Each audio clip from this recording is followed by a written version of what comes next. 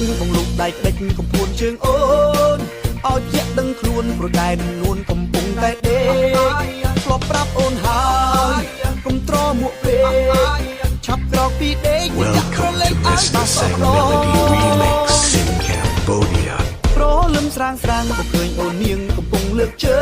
ងសក់ឡើងកន្ទ្រើងអូននាងលើកជើងដើម្បីហាត់ប្រាណបងចង់ហាត់ដែរក្បែរស្រស់ភូមិផានបានទេកល្យានបង្រៀនឲ្យបងហាត់ប្រាណផងស្រីហាត់ក្បាច់លើកជើងរួចហាត់ក្បាច់លើកដៃសប្បាយទៅក្រៃបានហាត់ជាមួយអូនហាត់ព្រឹកហាត់ល្ងាច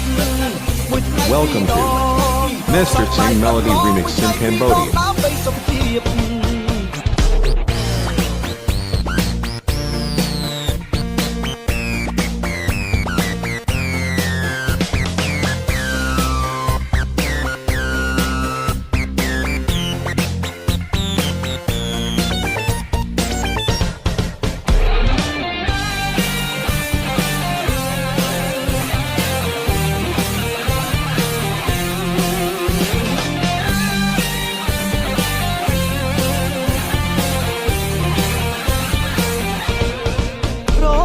ស្រេចបងលោកដៃក្តិចកំពួនជើងអូនឲ្យជាក់ដឹងខ្លួនប្រតែនួនកំពុងតែដេកធ្លាប់ប្រាប់អូនហើយកុំត្រមួកពេកឆាប់ក្រោកពីដេកទៅចាក់ក្រឡេកឲ្យបាសម្ដ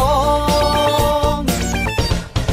ប្រលឹមស្រាងស្រាងក៏ឃើញអូននាងកំពុងលើកជើងសក់ឡើងកន្ទ្រើងអូននាងលើកជើងដើម្បីហាត់ប្រាណបងចង់ហាត់ដែរក្បែរស្រស់ភូមិផានបានទេកល្យានបង្រៀនឲ្យបងហាត់ប្រាណផងស្រីហាត់ក្បាច់លើកជើងរួចហាត់ក្បាច់លើកដៃសប្បាយទៅក្រៃបានហាត់ជាមួយអូនហាត់ព្រឹកហាត់ល្ងាចមួយថ្ងៃពីរដ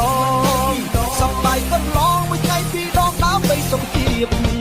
ហាត់ក្បាច់លើកជើងរួចហាត់ក្បាច់លើកដៃសប្បាយទៅក្រៃបានហាត់ជាមួយអូ